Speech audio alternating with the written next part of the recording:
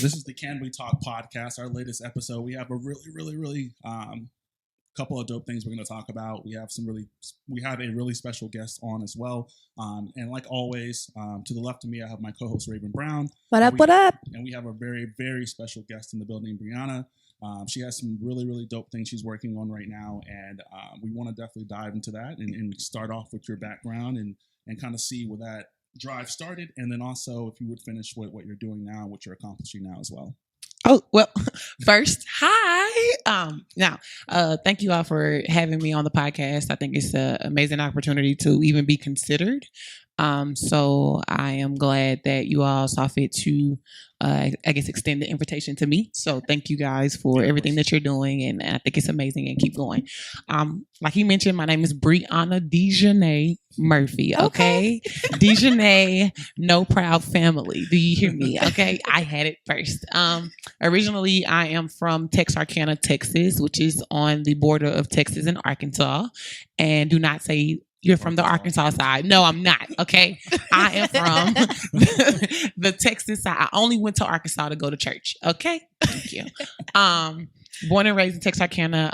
I graduated from Texas High School, class of 2012. Shout out to my Tigers. And then I received a full ride scholarship to play volleyball to Tougaloo College in Jackson. What'd you say? I said Tougaloo. No, I said Tougaloo. Same thing. No, it's not. It is not. No, I went to Tougaloo College, and then fortunately I was able to transfer back to Marshall, Texas, where I am a proud graduate of Wiley College, home of the great debaters, the oldest HBCU west of the Mississippi River. So I'm I carry that with pride. You hear me? Love it. So that's where I'm from, and then I was moved to Austin in 2016. I went to UT for my master's. I am a Texas ex. Yes, I am.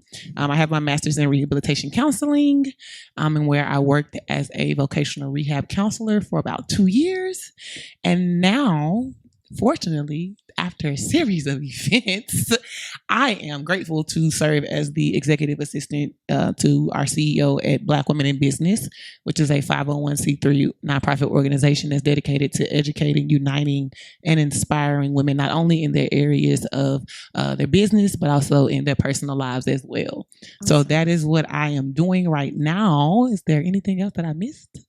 I don't know. You said, what about your weekend? What did you do this weekend?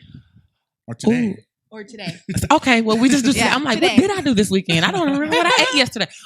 No. So today, fortunately enough, since March 16th, we have started our COVID-19 initiative, where we go out into East Austin, specifically District 1, to go and feed residents in the community by providing them free groceries at no charge to them. Delivered everything. This started. Our CEO, Coach Rose Smith, shout out to her. She came into the office one day after her mom was instructed that she could not go back to teach due to the COVID. This was right after COVID hit. Her mom is in her 70s, yet she's still an active teacher.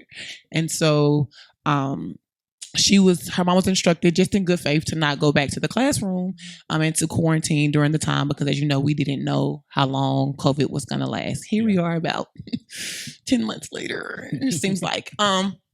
And so from there, Coach Rose, she said that she knew that her mom was okay, because of course they, keep food and things like that. But she said God had told her, okay, well, your mom is okay, but what about other people's moms who don't have anybody to come and see them? Mm-hmm. And so immediately that day we went to HEB, me, her, and two other ladies, Miss Jackie, Miss Arquette, and we all went to the HEB and actually got groceries out of Coach Rose's own pocket to actually go and feed the residents in the community.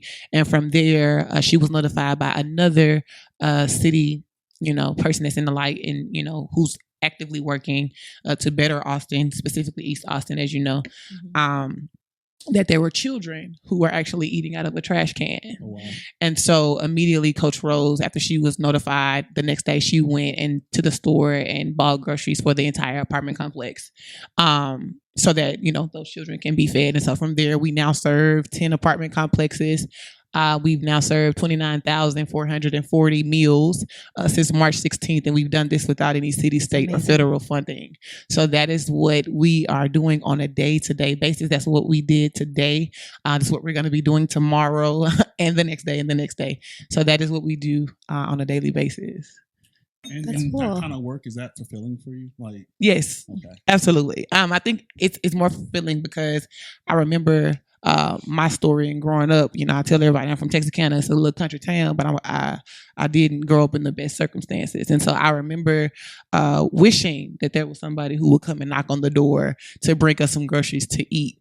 Instead of me having to go to lunch every day and eat everybody else's free lunch, because I knew that was going to be the only meal that I would have. So it does me well, you know, in this season, because I'm able to actually give back to somebody what I wish I would have had. And so I'm fortunate enough that Coach Rose allowed me to even be a part of something that is so near and dear to her as well, you know. So I'm grateful to even, you know, be in the midst of that. Yeah, awesome. That's amazing. That's amazing. I didn't do much today. I went to Guitar Center and bought a stand.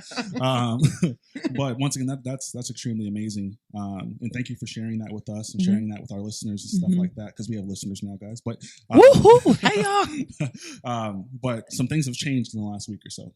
Okay. As far as we have a new president, right? Uncle Joe. I'll start with you, Raven. I do want to see what your thoughts are as far as, because there's supposed to be rioting and stuff like that. Yeah. I haven't seen anything, because I guess the right person won, I guess. But yeah, shoot, go ahead. Oh man, I'm pretty sure everybody who was watching the elections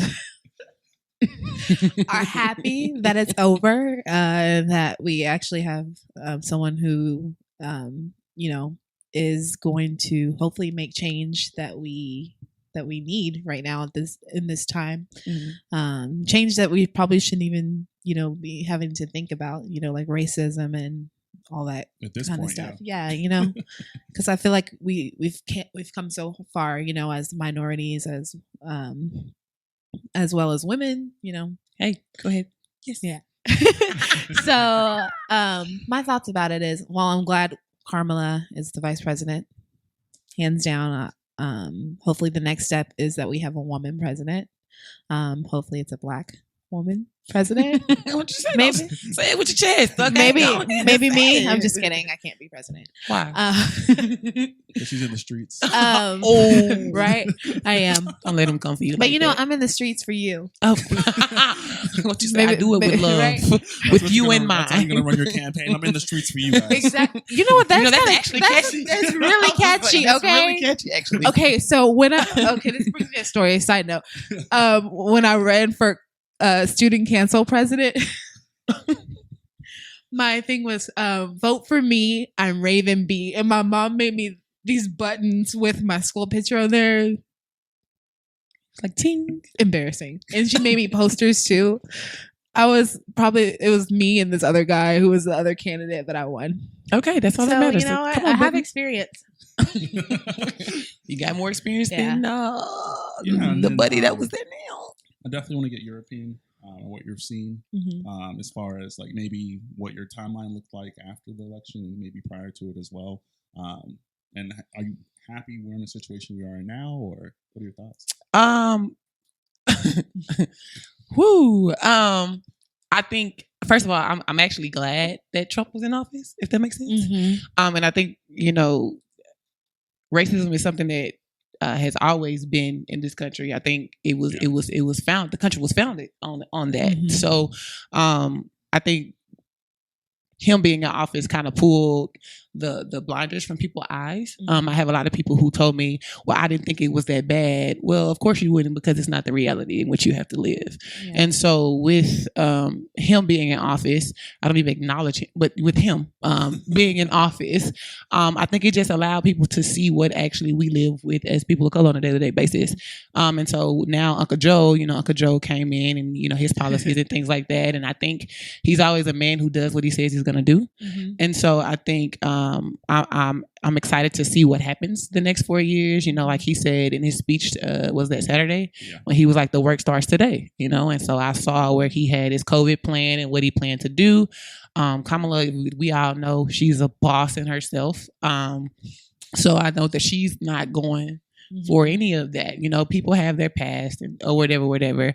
But I think it's a good match. I'm excited to see what the state of the country will be. Yeah. And so I think this is a great time for women in general. I think it's a great time for women in general. And I think just women of color, it gives it that little seasoning on top, just because now I can show my nieces, and my nieces can look at the TV and say, we have Madam Vice President, in a time where women specifically, we didn't even think about being in those type of leadership positions. There wasn't, you know, if you look at the history of vice presidents, white, Yeah. and then you see this boss black woman standing there like, "What's up?" You know, like, I'm here, I'm coming in the building. So I'm excited to see what happens. Do I think that they're going to get it right all the time? No, I don't think anybody in leadership gets it right all the time. But I think as long as you're making an active effort to fix your mistakes and keep progressing, then I think you'll be all right in my book. So I'm excited to see what happens, and I'm excited. I've never been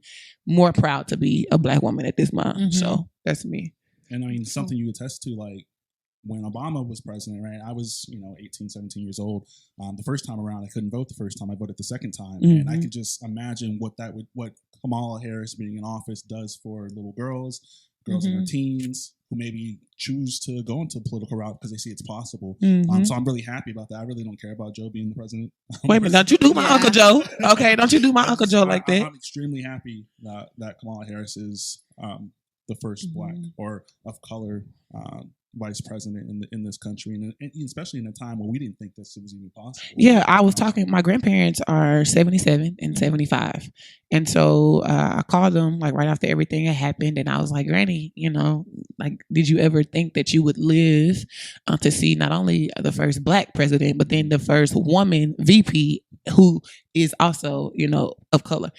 And she said, "No," my granny, "No, I never expected that."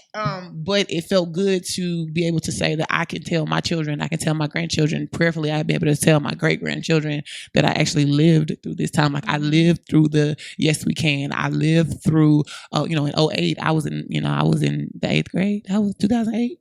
Yeah, I was in 8th grade. So, and I really didn't understand the weight of who Obama was. But once I was able to vote again in 2012, I was like, wow, I'm actually able to participate in that. So I think it's exciting. I think it's wonderful for those people who experience so much to even vote, to even get to the polls, who marched and who walked and who was spat on and dogs were chased out. Like, I think it's an amazing time for them to be able to look at the TV and say, wow, I've been able to see it. So if for nothing else, for my grandparents, it brings me some joy, so. And once again, that's what it's really about. It's the people that really went through the shit, right? And right. That they're if they're still alive and they're still up and running, to be able to see that from what they saw in the past, that's wild. That's wild. It's a warm feeling just to see it and to feel it too. Because honestly, I didn't even think that was a possibility for us to have a black president. I didn't think it was possible for a black woman to be vice president. I didn't think it was a woman to be in any type of presidential spot in general. If we're gonna be honest, like, let's just or keep any it, business. Well, now I know some boss leaders. Okay, I just spoke of one, Coach Rose, but no, I just even in I think women we've been through a lot. I think women's suffrage movement, if you want to go into those type of things, but just women in general, we've always we've been second par. People don't respect women in leadership. Like, even now, you could be a boss, you could be a CEO of a company in a room full of men, and they're going to look at you as if why you're here. Like, you didn't work just as hard to be in that room. So I think it's amazing to have somebody in such a higher leadership position who's actually making some calls and who actually is devoted to change, and who is a woman that's about a business. And anytime a woman that's about their business come in their room, stuff is bound to change. So I'm excited to see, Facts. what happens. I really am. Go ahead, Raven. Go. One thing I analyzed when I was watching the election is that, like, some of the states, switched from Republican to Democrat, or like they went like as they were counting the votes and stuff like that. I think that definitely speaks volume of kind of like, what America really wants. They want, like, they want that change. You know what I mean? but I am glad that we do have our first woman vice president. But yeah, that's my final thought on that. But like, my whole thought is just like it definitely does speak like, they're tired of Trump shit. One of my friends, she was like, it's something when white people sick of Donald Trump shit. And I said, and now, mind you, she's white, okay? So that what makes that so much funnier, okay? Because she was just like when you said the states switching, Georgia, we got to give our hats out to Stacey Abrams. Because she did her thing in Georgia. So for Georgia to turn, I was like, oh yeah, it's, I had hope for Texas, but yeah. But there was some counties that were Republican that switched to the Democrats. So maybe slowly but surely we will. Nah. I have no hope, no faith in Texas. She's like, yeah, please. No way. Did y'all see Williamson County though? Yeah. Williamson County was blue. Yeah. So I was like, okay. After 25 years. I was like, I know you lying. Oh no. But yeah. The memes have been funny online though. Hilarious. I will sit there and watch memes all the time. Don't mind me. Oh shit. I was ready. You want me to do it? Yeah, do it. All right, we're back. This is the Can We Talk podcast. Once again, I'm Raven, and to the right of me, I have Calvin and our special guest, Brianna. Hi. Yeah, so we started off the podcast with kind of talking about what you're doing. Well, not kind of, exactly what you're doing. And I had a question for you. What would someone need to do to be involved with that as far as the organization goes?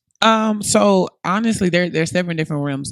So for the first part, with the COVID-19 initiative, we are actually in process of raising money to get a van. Because as of right now, we've been using our personal vehicles. And so the spirit of our coach is that she really wants a organization that we have our own personal van, so that way we'll be able to travel. We've been rained on. We've been out there in 109-degree weather. And so just having a van will help us not only protect us, it would increase our efficiency, as well as like protecting our food. And so the biggest thing, that is what, the goal is to make sure that we are able to get that van. So any donation counts. If you want to, you can always go to www.blackwomeninbusiness.org. We accept PayPal at paypal.me/blackwomeninbusiness.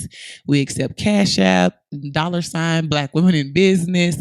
And then if you want to just drop something off, mail by check or anything like that, you also can do that as well. For volunteer, we are always looking for volunteers, because we actually go out to the apartment complexes and we actually knock on the doors. So we go and knock on doors.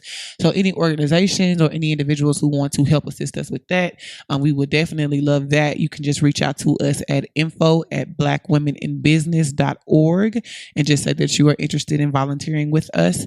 And we would definitely love to have you with us on a daily basis. To also, if you want to join Black Women in Business, let's say that. As of now, from November 1st to December 31st, 2020. Yeah, that's still weird to say. 2020. Okay, I'm sorry. But yeah, to December 31st, we're actually doing $50 membership enrollment fee. So you don't have to have a business. You can just say, I want to be around the community.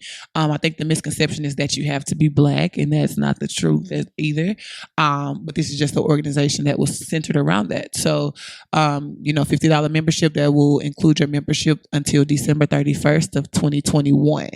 And so that's a great thing to jump in right now. So if you want to join the organization, you say, I'm interested in starting a business, or I want to just be around a community of people, then that would be what you would do as well. We would love to have you. You'll get access to different business presentations. You'll receive one complimentary presentation for yourself, just little business tips, community networking, things like that. So because we recently went global on August 2nd. So you have access to our nationwide, worldwide, if you want to join, we are more than welcome to have you with us. And then finally, on November 19th, starting, that's our kickoff day, but from November 20th to November 22nd, it's our 7th annual Black Women in Business extravaganza. And so I'm excited. I'm excited about that because this is actually the first extravaganza that I'm actually was actually a member of. Like I'm a member of Black Women in Business. I was introduced to the organization in 2018. Where I was afforded the opportunity to come as a +1 to one of the members at the time. And I was just in awe of the community that I saw. You saw all of these women, and it's different when you see a bunch of bosses just together and everybody's just stunning, it's just moving, and it's just everything. And I was like, oh my God, like what is going on?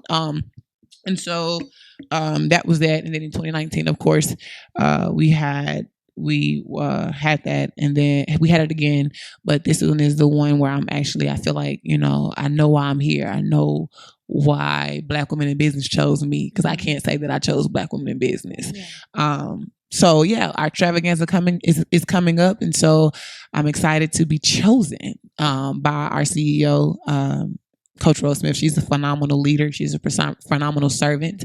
And she's a person who really just want to see everybody win. And so to be a part of an organization that's built upon our leaders' heart, that makes the difference as far as where the organization goes. So I'm excited to see what happens with Black Women in Business, because I do know that it is nothing but greater for us now. So if you want to be a part of the extravaganza, as you know, we have to do it virtually. So you don't have to be in Austin, and you want to be a vendor for the showcase.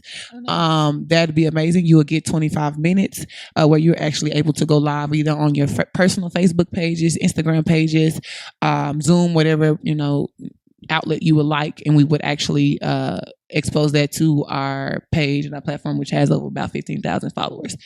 So you'll be able to take that segment, promote your business, who you are, why you started. You're able to give, product out people can purchase through, just watching you virtually, and you don't have to be a member. So if you want to do that, she said, okay, yeah.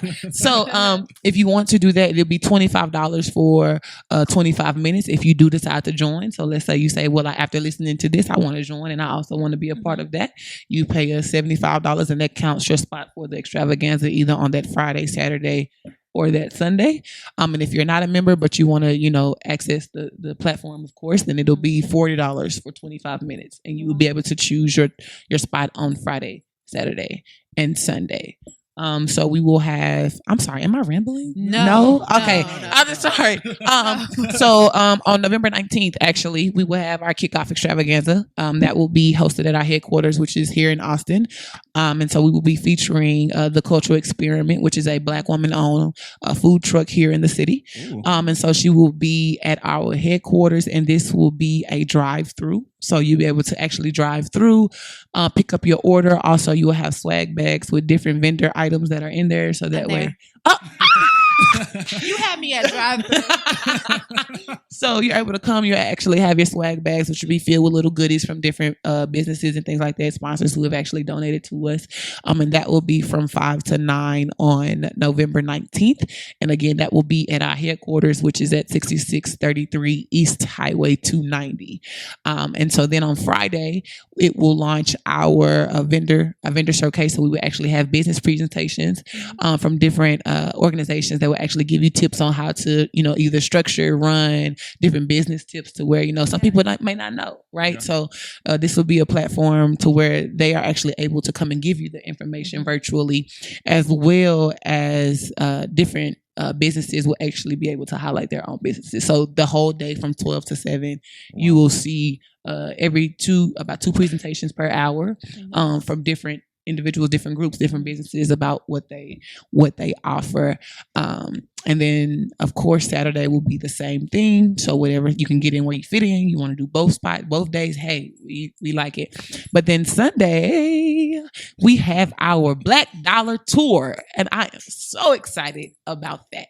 So our Black Dollar Tour, that's basically where we're going to go to different brick and mortar establishments within the city of Austin and patronize their businesses. So it will look something, we will have a bingo card, which has a list of different Black-owned establishments, and you will take that actual bingo card to the different places. Let them stamp it just so you are supporting our extravaganza. This is what you're doing that for, and then you'll be able to be entered into a drawing. So that is what we're doing that day. We're excited for what the weekend will look like. Again, if you want a spot, please be sure to send us an email at info@blackwomeninbusiness.org so that way we can get you all squared away. So I'm excited. So we're excited for you. Yeah.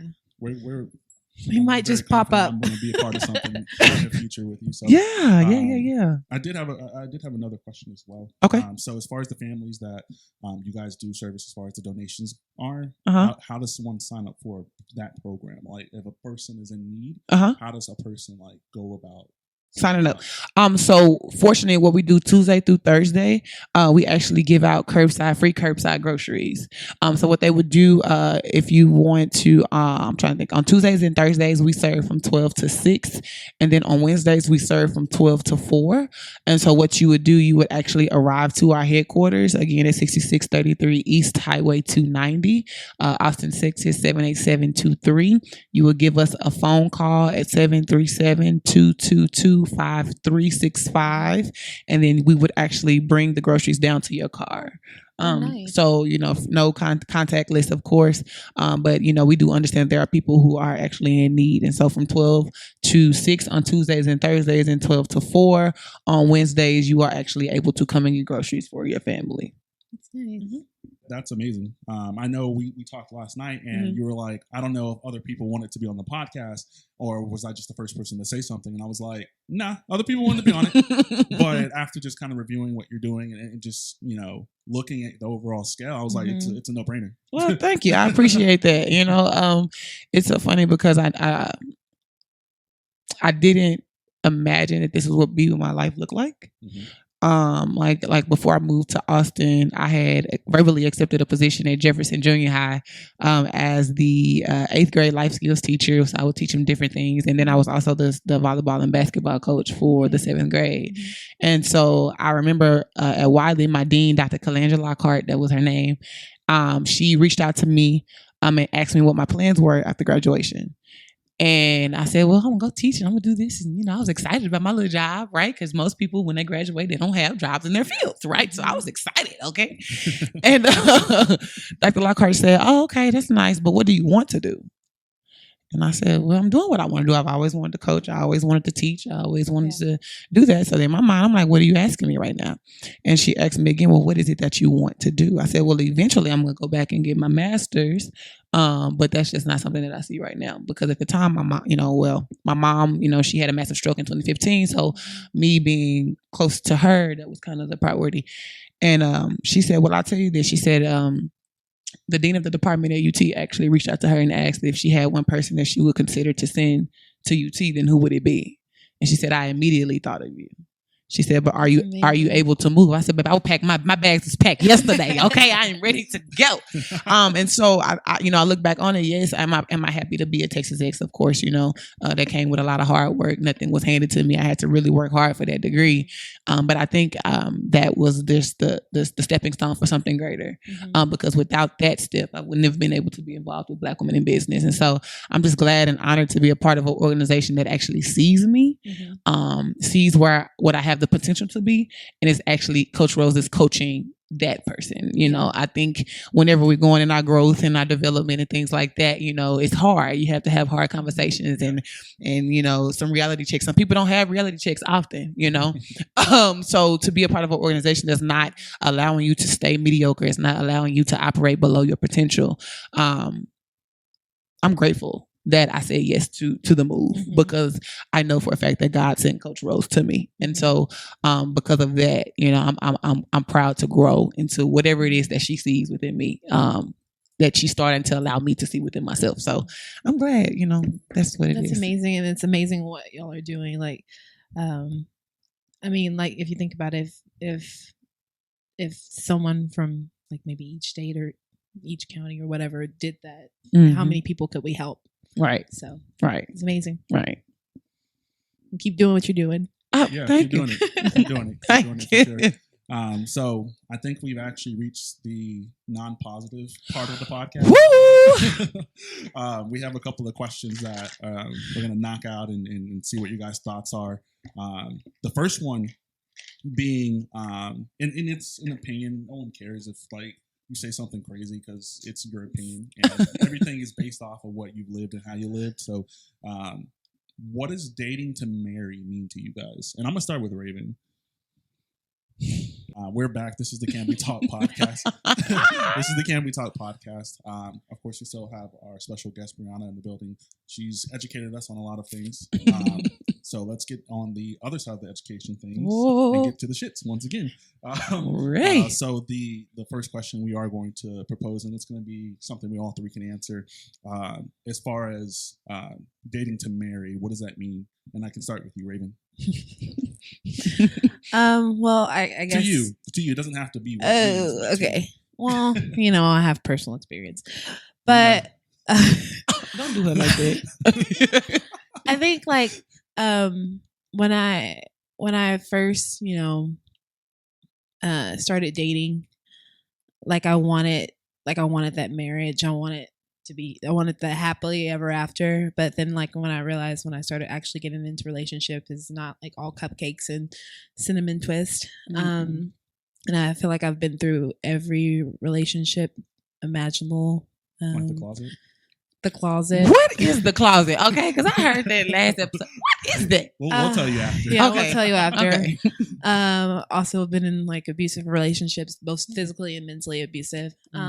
Which I dealt with that and I've got through that, and I'm a much stronger person because of that. And I think 2 years ago, I wanted that, like dating to marriage. Now I'm just kind of focused on myself and self-love and this journey and, having fun and learning this person who I am and who I'm becoming. Mm-hmm. And I mean, it hasn't been an easy road. And I think a lot of like our viewers and everybody can contest to that. Like, we got viewers, baby. Guys. Yeah, we'll see. I'll let y'all know in a year. I'm excited to know. No, Richard. Well, all right. Well, probably like, who? They're probably no Richard. Oh, she said it with a chest that time. You hear me? No She Richard, ain't want okay. no mistakes. I'm with it. 10 years later, we're all married and stuff. No. Yikes. But like I said, there's hope. There's hope. Then I guess I'll pass it to you. Dating to marry. I think that means dating with intention. Okay. I think whenever we get into the dating realm, right, whenever we're introduced to it as children, we always imagine that it's, the butterflies and the fairy tales and the things like that. But one thing that I've realized, relationships take work. Do you hear me? They really do take work. And so whenever you're intentional, I think being intentional in anything that you do, it means that you actually have a goal that you've actually explained and that you've expressed and that you're actively working toward. Mm-hmm. And so I think about the miscommunication comes in is when you have somebody who is actively looking to marry, and then you have somebody who's like actively just out here playing around, for the streets, For the highway. So for me personally, I'm 27. And so right now I think the worst thing that you can do is waste my time. And so whenever we're dating, I'm not dating now. I'm not even thinking about dating now. But whenever that time does come, it is, listen, this is what I want. And I think in order to marry, you have to really set your expectations and what your intentions are up front. And then that allows that person to make the decision on if they want to do that.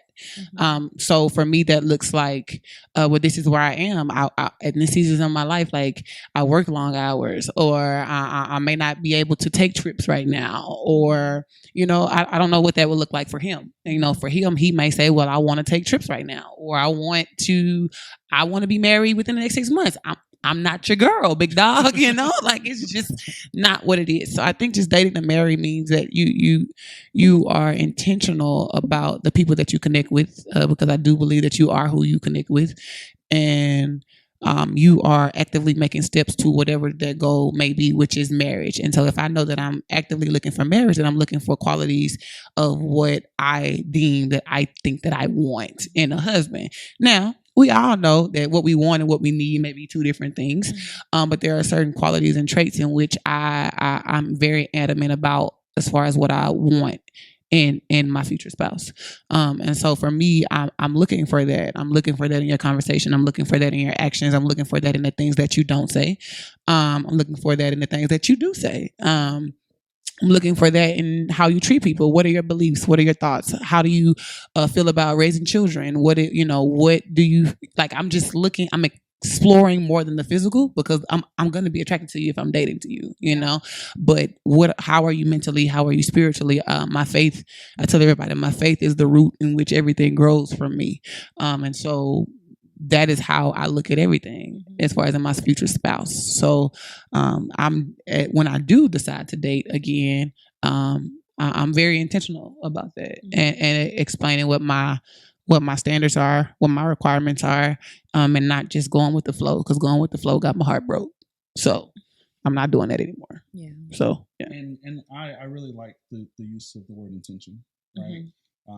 Because not everyone has good intentions for you when you're dating someone, or right, getting involved with someone. So being intentional with how you approach somebody, and being intentional with how you display what you're looking for. Because some people can look at it as maybe being selfish, and it's perfectly fine to be selfish. Exactly, especially when you're looking for someone, when you're looking for something to date. Like, there are certain things that you shouldn't waver on, right? And people do tend to waver on a lot of things. So when it comes to the ideal of dating to marriage or dating to marry, it's my intention is to do this, right? And this is what I'm looking for, right? And if you're not able to accommodate what I'm looking for at this moment, right? I can't say what I'll do in a month. I can't say what I'll do next week. But if you're not looking to be in that same kind of realm that I'm in, it's something I won't waver on. And it's not being selfish. It's being intentional, because you're letting them know right up front, like, yo, this is exactly what I'm looking for. If you don't have it, it's too bad, too sad. Sorry. But isn't that scary though? Like dating, I feel like dating with intention can be scary, because you really don't know somebody's true intentions with you. And so, you know, I can tell you exactly, you know, that this is what I'm doing. And that, so side note, this is why I'm very against saying, what is it that you want in a spouse? Like, whenever you're going out and dating, like, you never know. Like, why would I give you the rule book on how to play me? Like, I'm not gonna do that. You know what I'm saying? Like, like I always say, well, at this point, I've had to grow a lot in this past year. Okay. But at this point, I believe that you don't know people's intentions with you. And so as long as you state what your intentions are, I'm dating and marry, or I'm not having sex until I'm this, or I don't want children until this, or whatever the case may be, the ones that are with it and that are aligned with you, they will get with the program. The ones that aren't, they'll fall off, because they say that that's not something that they could do. And I'm not going to be heartbroken about that, because it just means you're not the person that I'm here to marry. So go on about your business, playboy. Exactly. That's exactly the truth, right? If you're letting them know what the intentions are, and if they don't meet those kind of standards as far as intention goes, yeah, it's okay to fall off. It's okay. Like, it's okay. You can waste my time, but no, you it's can't. It's not going to be a long time. Like, if I find out quick, if I find out within 1 or 2 days Sorry, that you're not it. You're not going to waste my time. I don't mean an extended amount of wasted time. Like, you have to date someone, right? Yeah. Okay, so well, touche. You have to use that time to figure them out. You're not about to say, hi, and he says hi, and you're like, no, you're not it for me. You know, I don't like the way you said that. Yeah, okay? I don't like the way you said hi. That's not how I feel. And so you have at a certain point have to waste your time sometimes, you know? And unfortunately, that's just what it is. You can't get around that, because you have to learn. You have to get the benefit of the doubt. Oh, I tried that with the text messages. Like that, remember That's when I told you? Same thing. I'm talking about dating, like, not just texting. I told him my intentions up front. Give you some money? No, not that. That's my new saying. That's my new saying for randoms. You didn't even have to do that. That's my new. That's why I didn't work. Calvin, that's my new saying for randoms that pop up in my DMs from different countries. I don't know why. I don't know how they found me. Congo. Yeah. But I always say, send me money. And they're like, what? You send me money. I don't know. We go back and forth. But no, like, I, like, even on like I'm on some dating apps, like, No, Why I'm are not you on- coming I'm for her not. like that? I'm not. He always says this. I gotta unlock Raven. Raven likes to just coast throughout the whole conversation. I gotta unlock her sometimes because she literally just likes to coast. So I gotta say some off the wall shit so that Yeah. she can actually wake up. Well, on my dating app on Hinge, I literally because you know how you can put little sayings on there. I don't know if y'all are familiar with Yeah, Hinge. not at all. But it's a dating app. It's not like Tinder. You know, that's Tinder good. dinners. And it's I guess it's kind of more like Bumble, but I feel like it's better because I feel like people are actually like, you know, wanting to date. But one of the things that I have on there is be honest and upfront, like with all your intentions. That way you can avoid people being actually hurt. But you know, a lot of people don't listen to that. Okay, let me tell y'all. So we were having this conversation the other day, and I think a lot of men, no offense, Some taken. I don't know. I don't know what you're. I think a lot of men underestimate women's ability to just smash and move on. Yeah. I really do. I really do. I think a lot of men are scared because they don't know, you know, they feel like they have to come in from the back door and like wine you and dine you and all of that. But you actually have some women out here who are like, I don't really need all of that. I just want to smash and let's just do that and just keep it pushing. Like you don't have to do all of that. And so I think if a lot of men are able to really come to grips with They're that, scared of that. They're scared. They're scared. They are scared. To be put in the position that they put women in. Dynamic in this room right now. Well, I'm just saying, I'm gonna call a spade a spade. How you play the card is on you, baby. Okay, so, yeah. So, well, sir, It's an intention thing. If that's what's brought up in the original few conversations, fine. But don't come over here trying to say you want to be in a relationship and smash and pass me. We're not about to do that. We don't do that over here.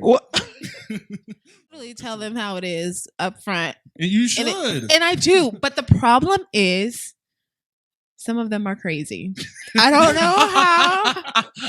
how. Maybe I'm crazy. No. I don't. No, but like even like okay, I'll bring up Richard, but he's an For the example. second He's a time. friggin' example. Okay, he's gonna be the example because he irks my nerves. I feel like you're gonna like keep sending him the links to these podcasts. Yeah, I am So he can because get he a needs to know. He's a narcissist and I'm an empath.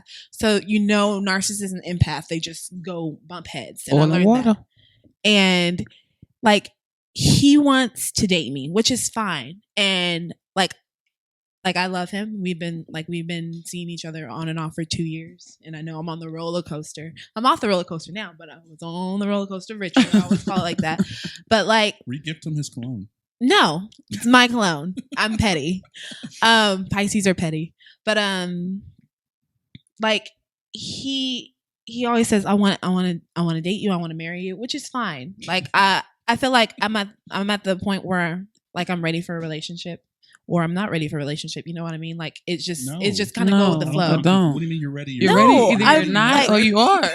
It's like if I don't want to be out there looking. I don't want to look for somebody. You know what I mean? Even though I know if it happens, it happens. I'm kind of a go with the flow person.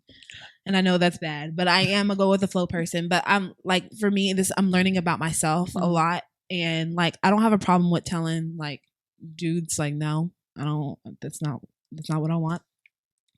But like him, of course, we have history, and it kind of sounds like you have a hard time. No, we have history, but like I tell him exactly like, hey, this is where I can't be with you just because of the past things that I've seen come from you. Mm-hmm. And like we've already talked about this, we already try to communicate about this, and like he doesn't listen.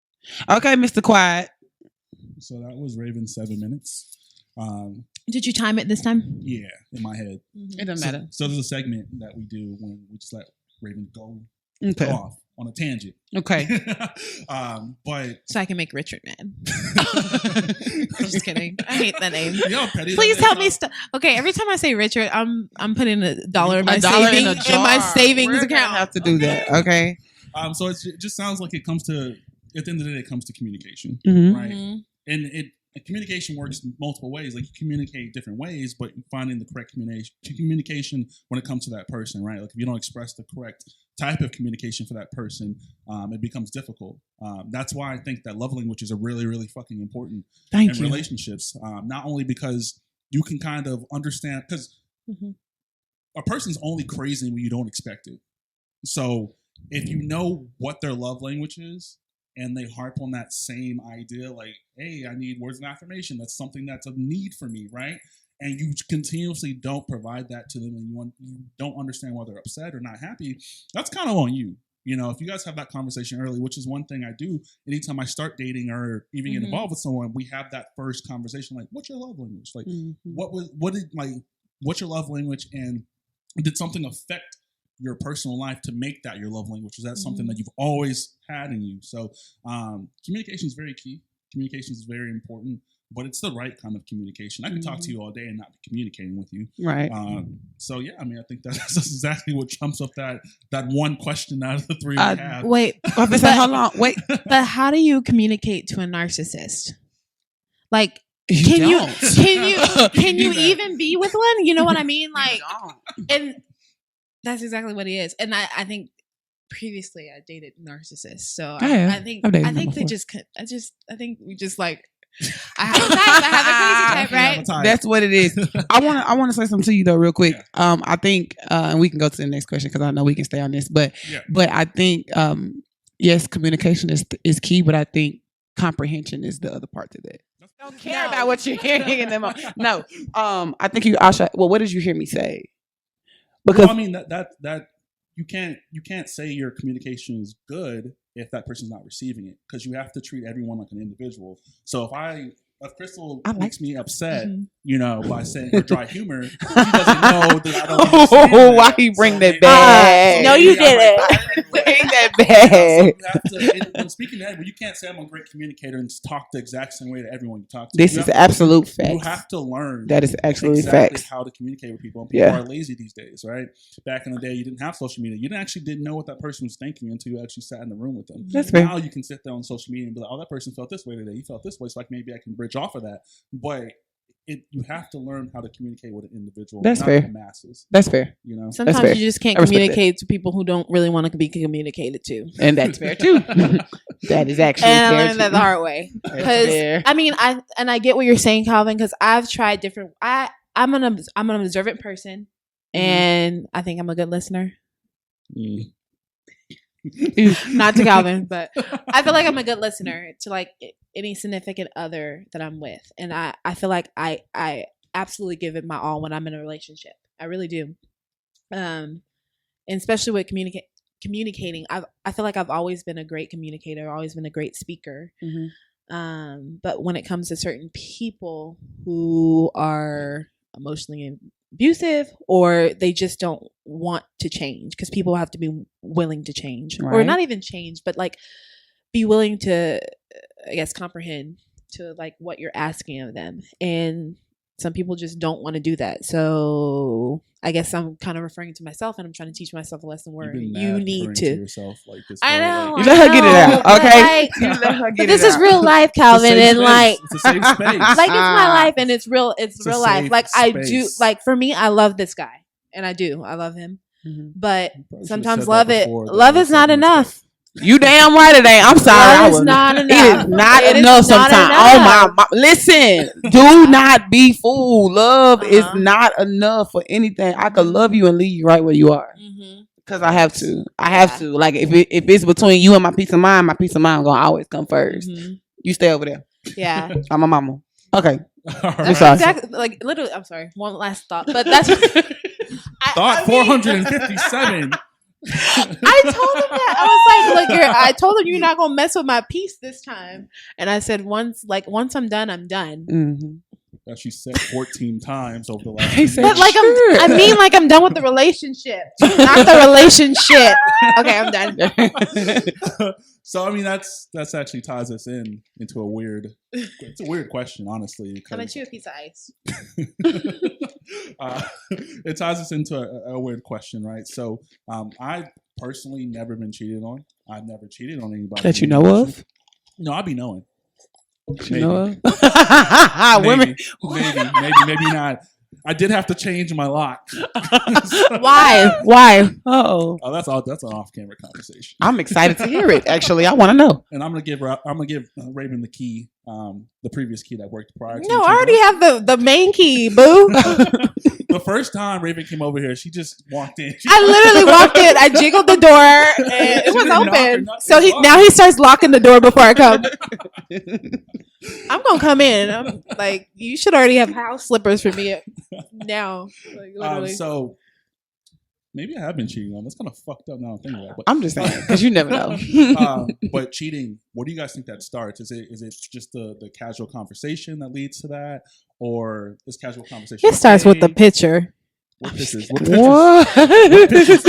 Raven, what pictures? What? Well, okay. I'm be honest. I'm always honest. I've been the cheater and I've been cheated on, and I've learned from both. I'll never Don't cheat. I'll never cheat again because it's hard to get through because I was in my first relationship. I was in almost 8-year long relationship when I started when I was 18. Explains a lot, right? That's a lot. But it was my first relationship and like we met online or whatever. He was a really great guy. I wasn't ready to be in a relationship. I was really young, and there was a lot of like problems in the beginning because one, he was white and I was black, and that shouldn't be a problem right this day and age. But his family was kind of low-key racist. No, not low-key racist. They were racist right in front of me. They like it was the first time that I've ever experienced someone actually saying like the N-word. And they still had teeth in their mouth.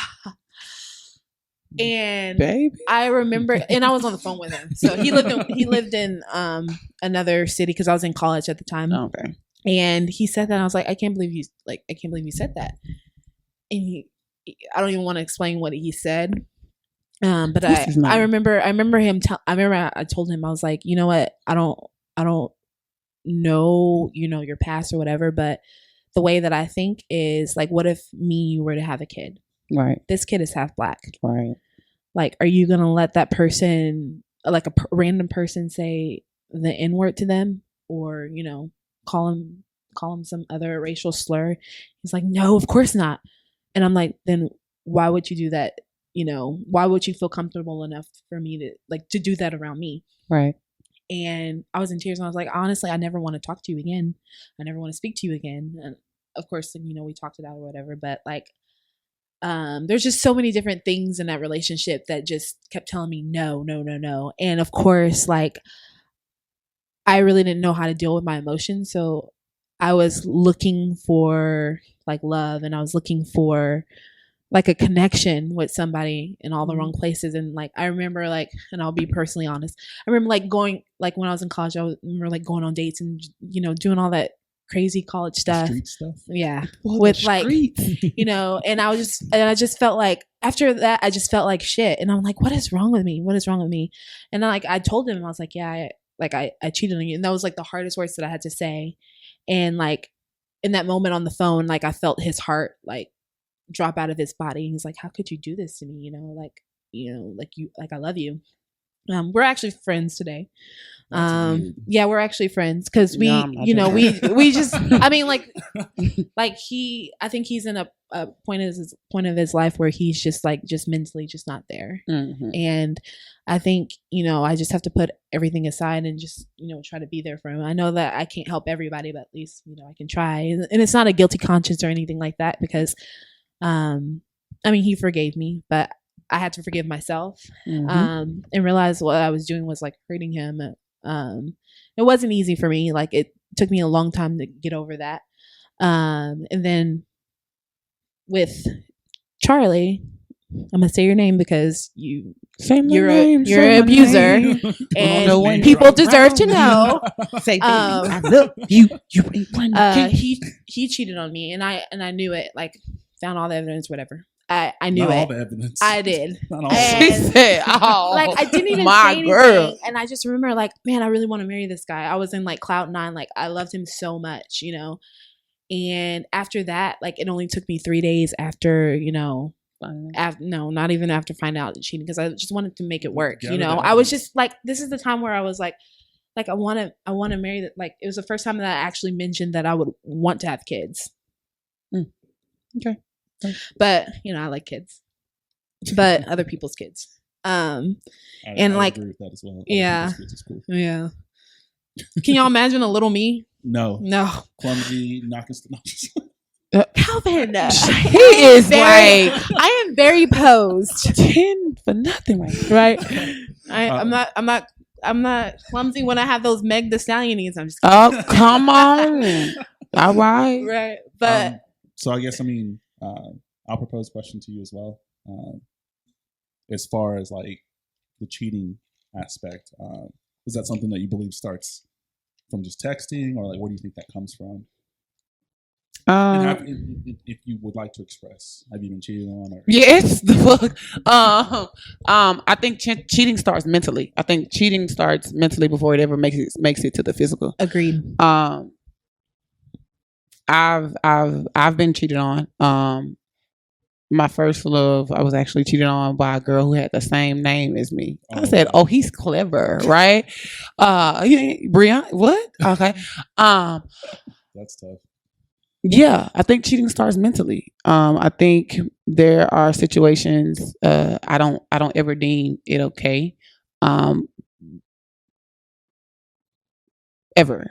I don't ever think cheating is okay, because you're now putting somebody else's feelings on the line for your own selfishness, and I think cheating is very selfish. And so it starts with the thought of there could be something better than what I actually have right now, and I think I don't believe the grass is greener on the other side. I believe the grass is green where you water it, and so. Unfortunately, I've been in a position to where I found out I was cheating, and see, I was a boss about mine at 18 years old. I said, "Baby, come sit on my couch." I did, you know what I'm saying?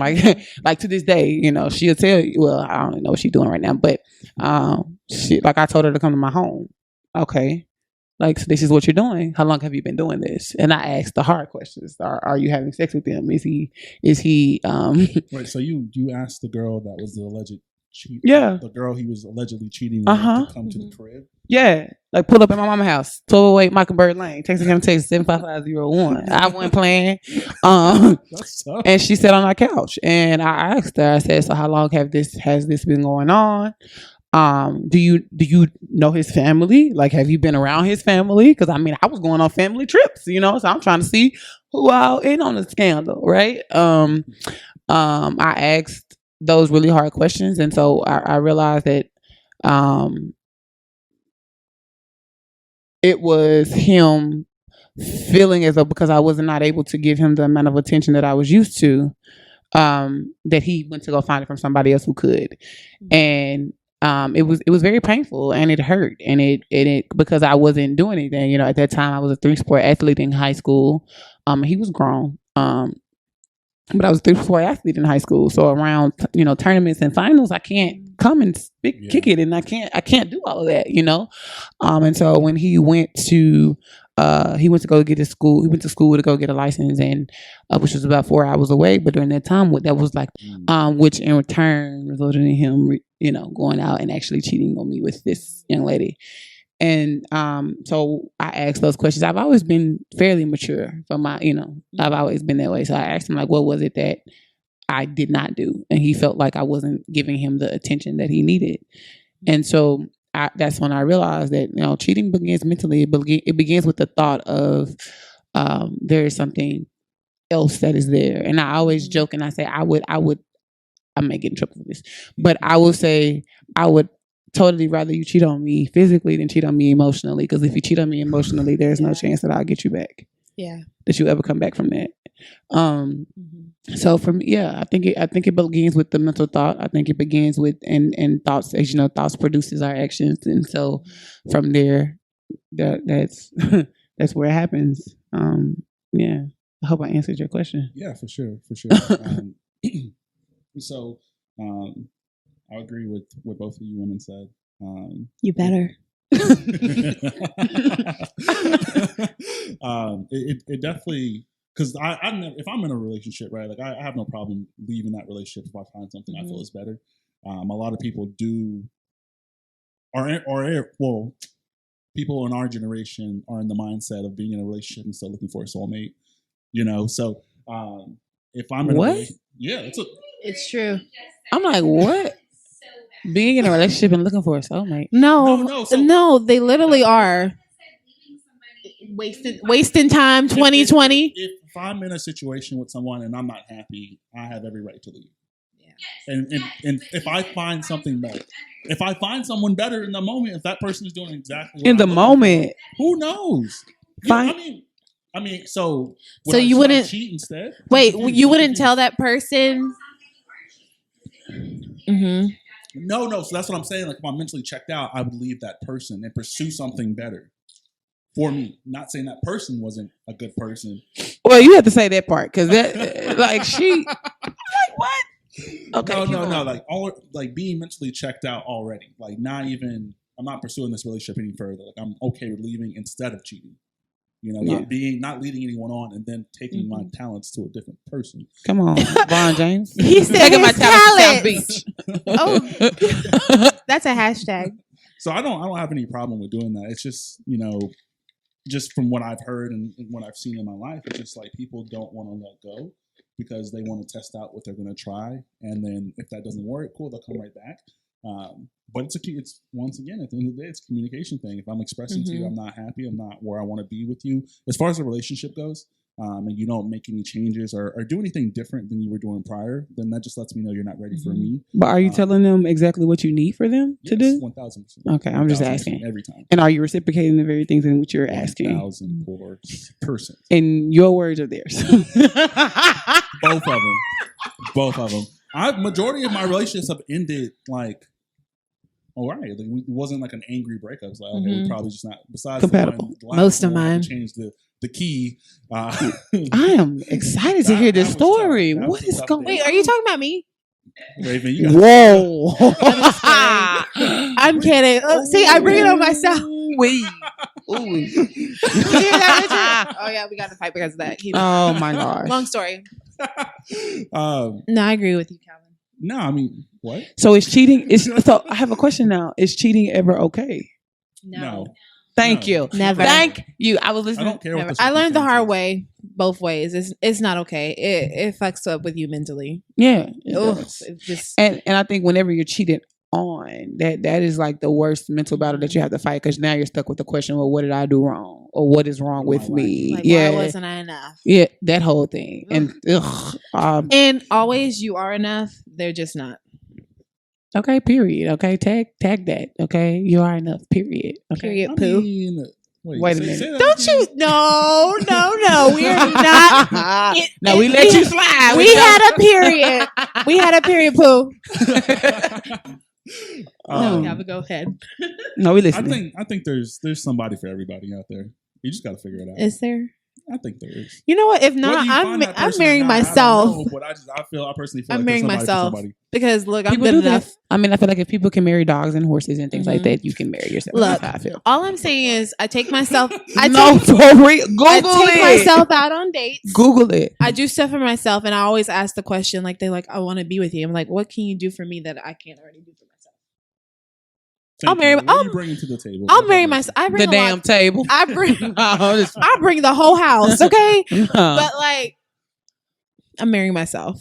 Mark my words. So that actually words. Y'all can come to the wedding. But that actually brings up a different, because I saw this meme on social media and they were saying how basically the thing was that a lot of people are not okay with doing things by themselves. So like how often? It's hard. I'm one of those people, honestly. So do y'all ever get anxiety? Really? Okay, so the reason why it took me so long to vote, I wanted to vote, right? Just an example. It'll be fast. Okay. Well, I'm just saying, like, doing things by yourself. Like, okay, so last year when I first or I don't know, it wasn't when I first voted. Okay. So when I voted the first time, I was like, I told my mom, I was like, can you call me?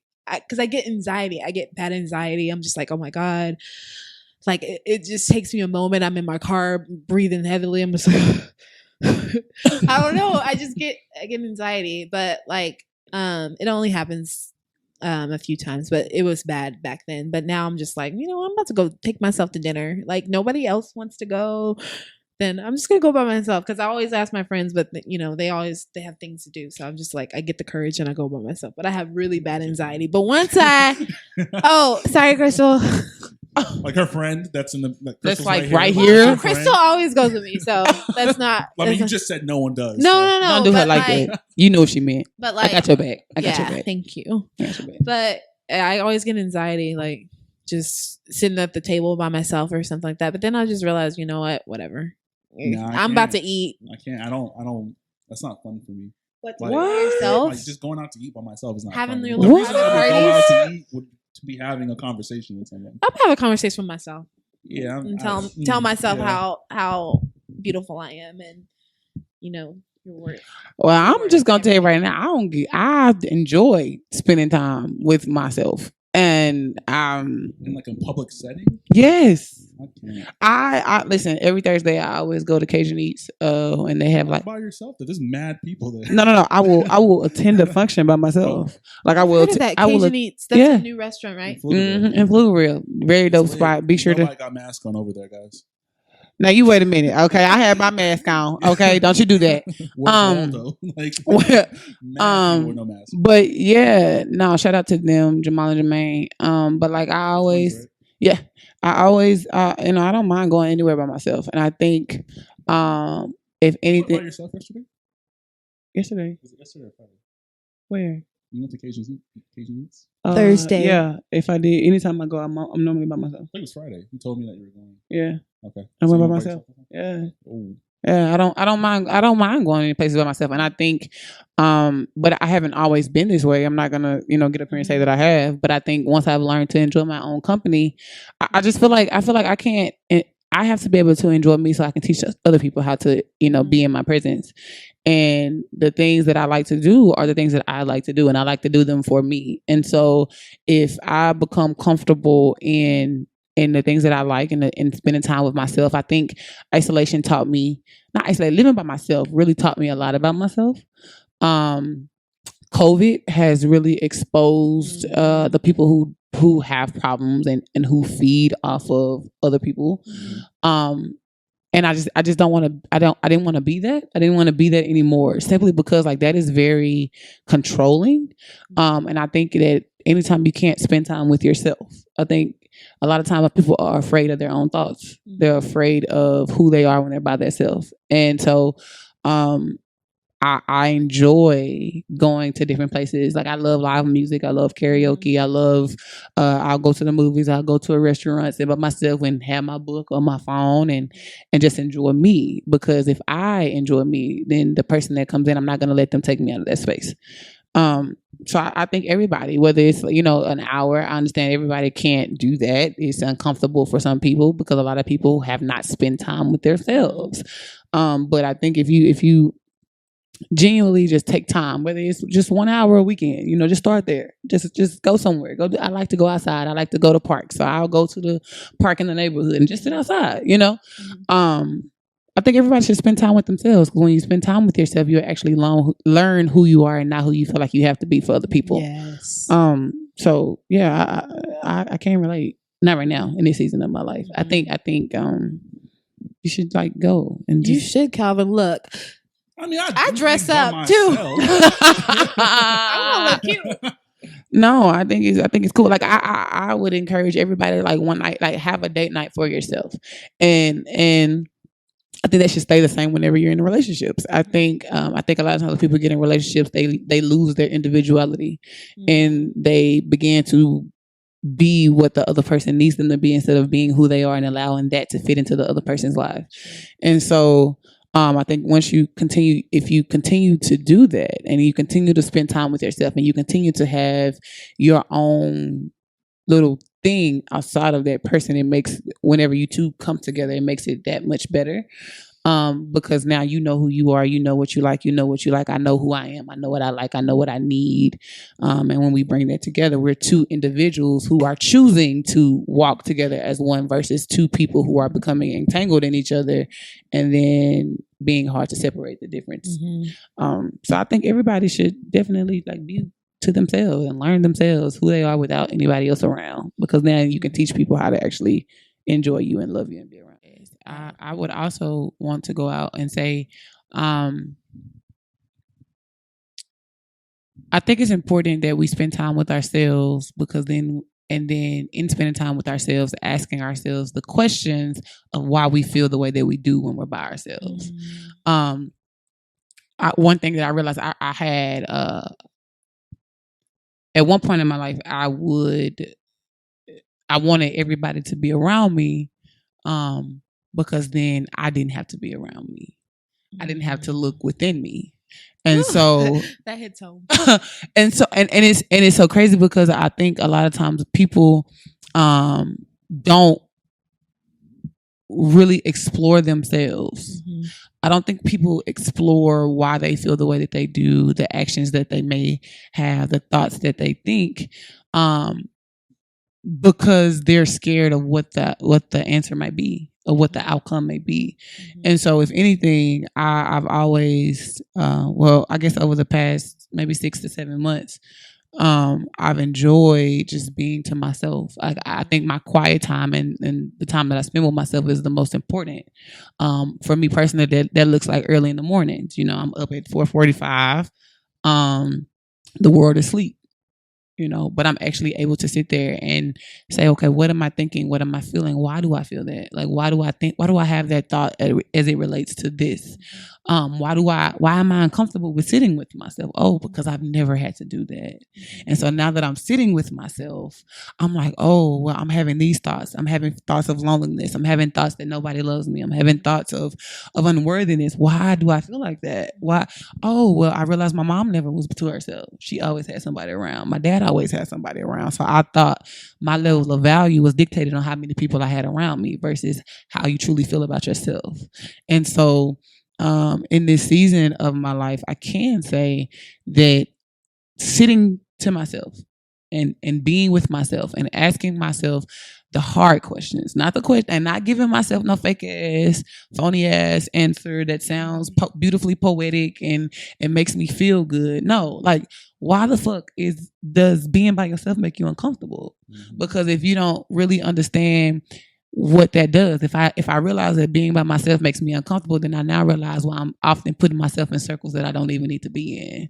So I would definitely, like I said, even if it's an hour a day, I believe an hour a day. Like, you need an hour a day to yourself, to where you're actually able to sit with yourself, sit with your thoughts, write down your thoughts. I'm an advocate for journaling, and just like journaling those thoughts that I have. Like, I think they said something, we have like 60,000 thoughts a day or whatever.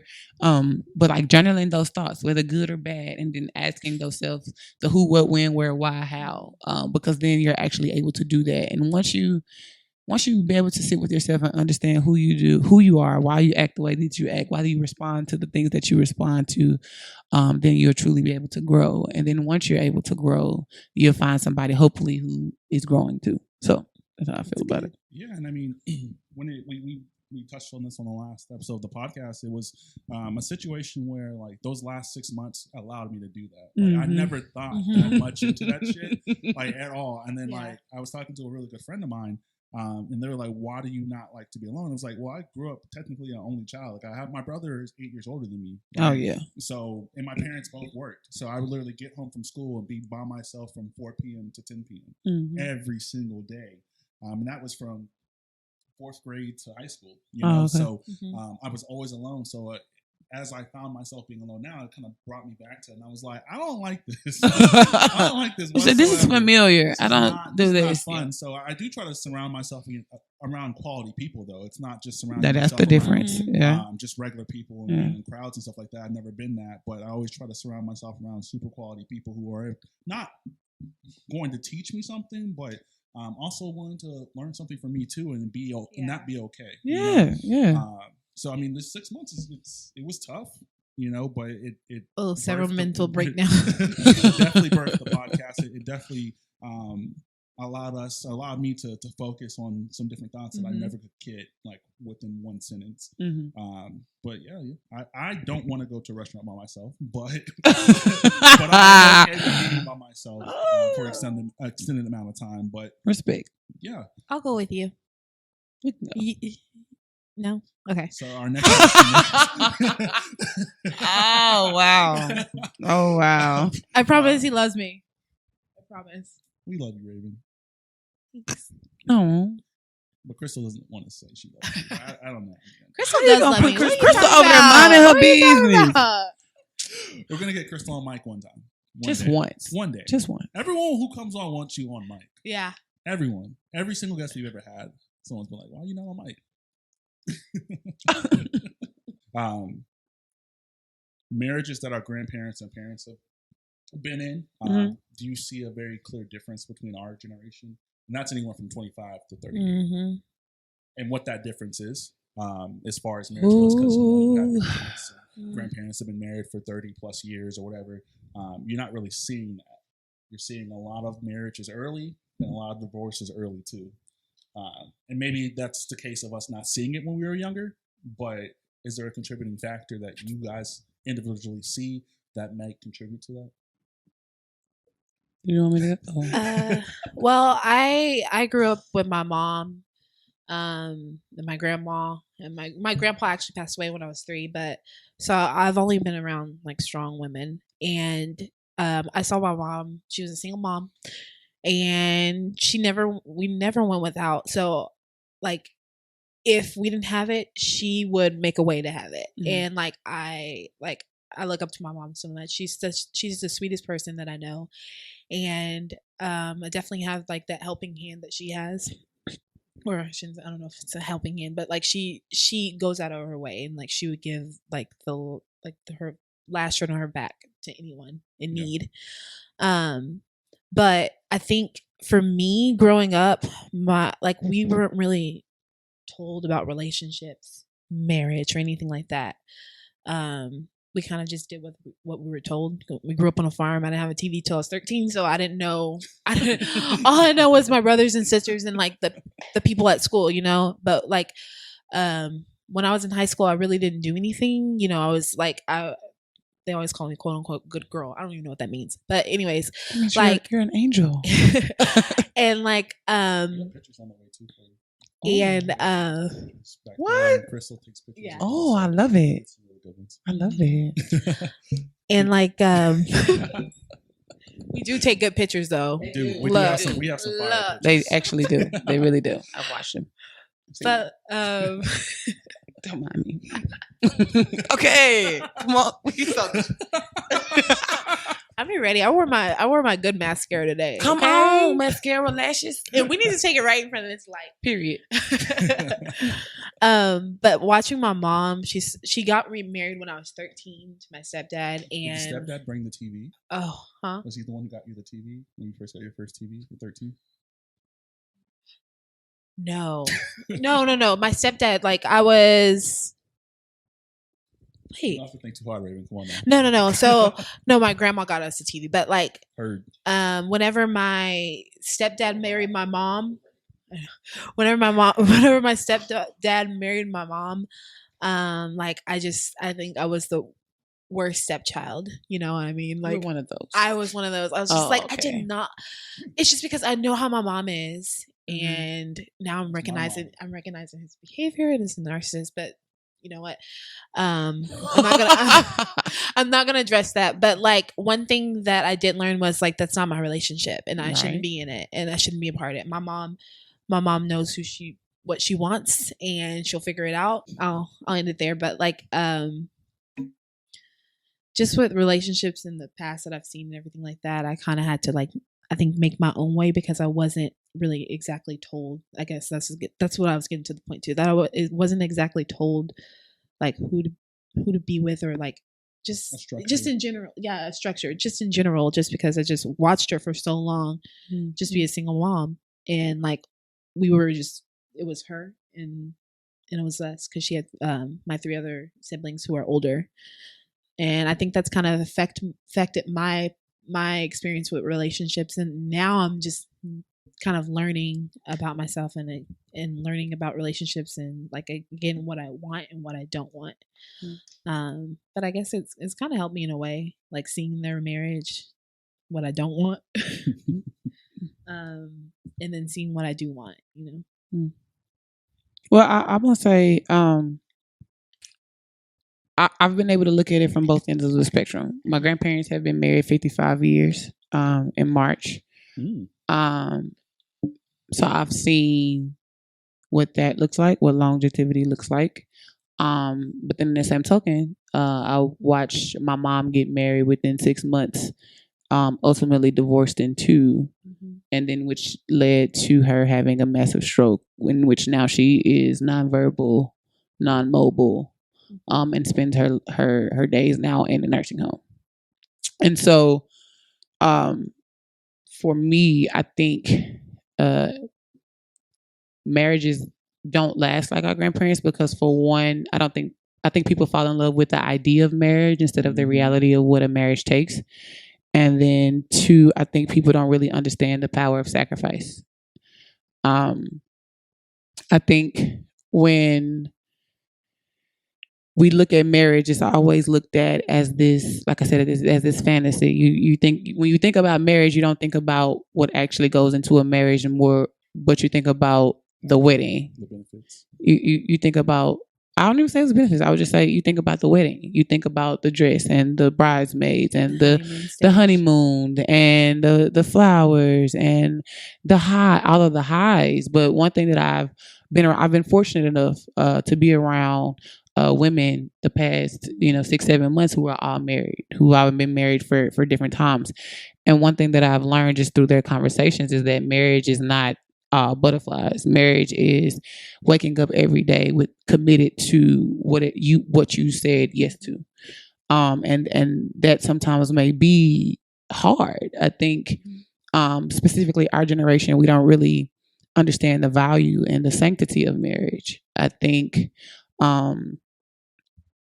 there was a lot of sacrifice there's sacrifice that comes. I think in any relationship there is sacrifice. But when you choose to say yes to somebody and when you choose to commit your life to somebody, I don't think people really understand the weight in which that holds. And so I think people need to reevaluate what their belief in marriage is and what that looks like. For me, I would be an idiot to think that I'm gonna be married. People who've been, my grandparents being married 50 years, it's always been rainbows. I would be a idiot, I've seen people who have been married 14 years who I'm not talking to my husband today, and they okay with that. I don't want to have anything to say with you, but when they go home, they're willing to sacrifice enough to make sure, okay, well, I know that I'm mad at you, but I'm gonna make sure that you're fed because I still love you. And I think there are times where people mistake the butterflies of marriage as what marriage is, and it isn't.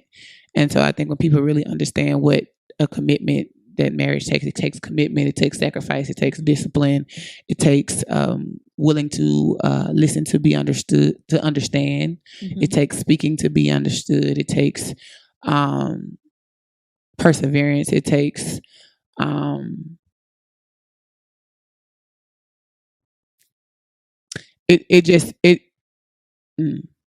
So I think about like when I get married, right? And I've never been married. I've never been proposed to. So I'm always speaking on speculation, of course.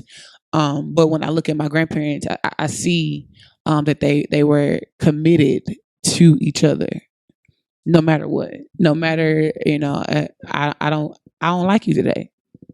I don't. You know what I'm saying? Like, and I think that's a reality that we have to face. Like, you will not like your spouse all the time. You and your spouse would not always be, here with it.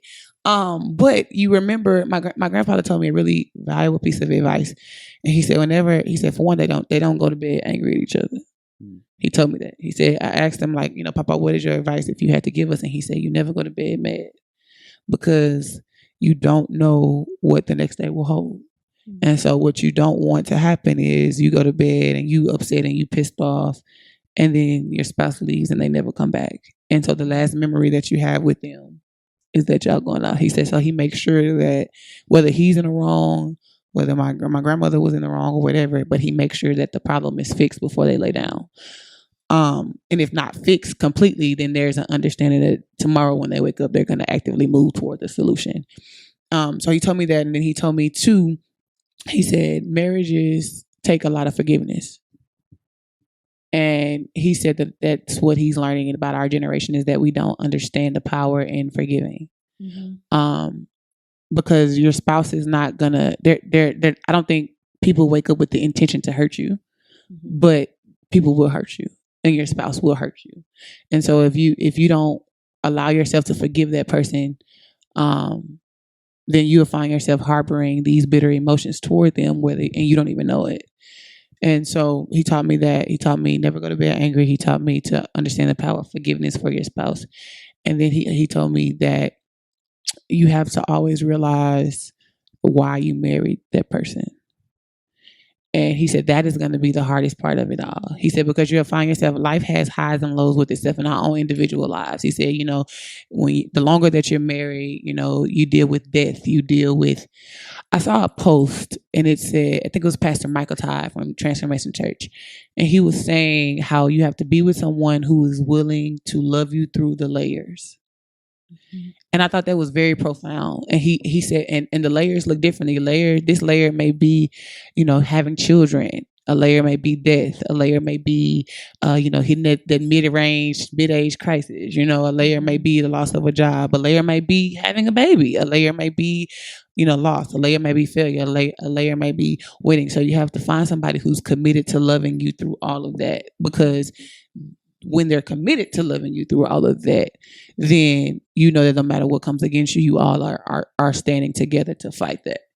And so I just think, what we should understand in these days is that marriage takes work. Marriage is, Coach Rose always says, marriage is ministry. It really is. It's you living your life in a way to where when other people see you, they understand the lessons. And fortunately, hopefully, whenever I am awarded that time, because babe, I'm telling you right now, whoever take me off the market, he is gonna be a bad man. Do you hear me? But I always pray that that God is continuing to grow me, so that whenever I am afforded and I do meet my husband, I pray that God has worked on him. And so as long as he's worked on the both of us, whenever we come together, we have that understanding that we're going to continue to grow individually so that we can grow together. And so now I just think that that's something that we, the millennials, have to really understand. Divorce rates are high and all of that. And, people joke and say, well, your papa never stayed married, but papa had outside kids and all of that stuff, and which can be true. I ain't negating that at all. Okay. But at the end of the day, I just think marriage is just an intentional decision to wake up every day committed to the person that you said yes to. I like that. No matter what. And so I think if we understand that, then our marriages will last. But marriage is not a fad. It's not something that should be done for show. It's not something that we should do just to say that we've checked off our box. No, marriage should be an intentional commitment every day. And that's how I value it. So. Yeah, and then I'm sorry. No, there's no sorry. There's definitely no sorry. When it really, really comes down to it, marriage is hard. It's hard, and I think our generation thinks everything should be easy, and that's how you know it's right. Right, but that's not true. No. I think it's not. It's give and take. Shit is hard. Mm-hmm. And I mean, your take on it, Raven. Your take on it, fantastic. You guys did an amazing job. We are closing it out. As far as the podcast goes, you guys did once again amazing. I really appreciate you expressing interest in coming on the podcast, and we'll take pictures and we'll have those for you as well. But yeah, if you had any handles, if you had anything that you wanted to plug again, say it again, just to emphasize it. This is the moment that you want to take to do so. So if you want to put out that information that we talked about earlier, as far as how to get in contact with you guys, as far as maybe what you're doing on a brief overview of that, this is the perfect time to do that. You do that, and then we'll close out. Okay, before I do that, I just want to say this. I want everybody to remember the power in themselves. If you're watching this podcast, we've talked about so many things, but one thing that I'm about healing, accountability, and growth. And so I think a lot of times people don't understand the value in which they hold within themselves. And so they try to give it, or they feel like they can find it in other things, in other people, in other situations. And so when you really understand that everything that you need is within you, everything that you need to take yourself to the next level is on the other side of hard conversations. Everything that you need to accomplish is on the other side. I always say that on the other side of pain is healing. And so if you allow yourself to feel those things, if you allow yourself to acknowledge the areas of opportunity that you could do better, I think that's when you can truly walk into who it is that God has called you to do. Like I said earlier, my faith is the root in which everything grows for me. So everything that I speak about comes from that. And I truly believe that I am made in his image and in his likeness. And I truly believe that I can do all things through him that strengthen me. And I truly believe that no weapon formed against me will prosper. And I truly believe that if I ask for it and if I'm willing to work for it, then I can get it. And that includes a better version of me. And all I know is that we can ask for things that we're not ready to receive. And it's not until we're actually able to align ourselves with the things that we're asking for and showing him that he can trust us with the things that we're asking for is when he will give it to us. So I just want everybody to know that you can do whatever you put your mind to. And we say it's so cliche, it's so funny, it's so but our mind is the most powerful tool that we have. And a lot of times we don't understand that our thoughts and our feelings and our beliefs are shaped by our experiences. And everybody might not have had the best experiences.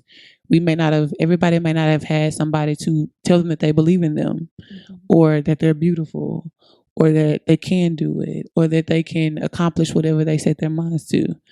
Everybody may not have had that. And so when you haven't had that, it's hard for you to see greater for yourself. One of the things that I always say, and I feel it. I'm sorry, I wasn't trying to go there, but I feel it. But one of the lines that I always say, I'm really a rapper. You hear me? I'm really a rapper. And one of I wrote a bar, and I realized that is who I am. That is the core of who I am. And I said that I'm not trying to judge you, nor tell you what to do. It's just your mind is different based off what you're exposed to. And I'm just trying to give you the game that I had to learn too. And if I'm growing, what I look like not helping you grow too. I love that. So that's who I am. And so I'm not talking up here as somebody who has figured it out. I haven't figured it out at all. I'm still, Coach Rose, she gets on my ass. I'm gonna say it just like that, because I have my own self-limiting doubts. Self-limiting. What the hell? Where was that? Self-limiting doubts. There are times where I don't feel like I'm enough. There are times where I question if I'm on the right path and if I'm doing the things in which he's designed for me to do. But I do know that I will never know if I stay stagnant. So as long as I'm continuing to wake up every day with the intention of moving and trying to find a better version of me, because our experiences become better when we see things better.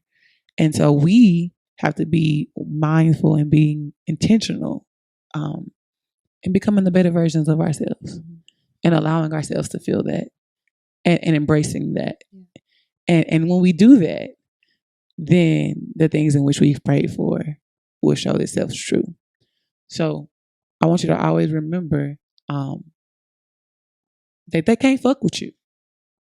You're a boss. You're unstoppable. You are beautiful. You're loved. You're worthy. You're valuable. You're committed to a better version of you every day that you wake up. And don't let any situations, don't let anything and what other people said about you dictate that. You don't have to own other people's versions of you. And you don't have to dim your light for the security of the insecure. So every day that you wake up, tell yourself that you're a boss. I needed that. And believe that. Believe that. And every day that you wake up, you remind yourself of that. And I'm glad you said the word valuable. This is something I did really, really early in our episode. We're actually going to be calling this episode. No, you're right the See first Our time. Value. Mm. That's going to be the name of the episode. So I'm glad that you said that, because it is a value thing, right? We go through our lives needing validation for certain things, but it's not always that. If you can see it in yourself, you're good to go. Absolutely. So yeah. So follow me on Instagram. Okay. Okay. Follow me on Instagram at Brianna Dejanay. That's BriannaDeSeaniae. Yeah. And then I'm also on Twitter now. I made me a Twitter again. So back on Twitter. Huh? I'm back on Twitter. So you can follow me on Twitter at Simply Dejanay. And yeah, that's me, dog. I'm so excited. Thank y'all for having a kid on here. Thank you for coming. Like, I love this episode. My favorite. Thank you. That's Thank you. seriously, I mean, it's very powerful. Like your final message is very powerful. Like Speaking to the mic, Raven. I'm sorry. Your final message was very powerful. I have a problem not speaking to the mic, but like literally, I just like I felt every word. Like I agree with you 100%. Like, I think kind of like everybody's on this time where we're just not like whole with ourselves, and like we don't feel like we're enough. So thank you for that. You're welcome.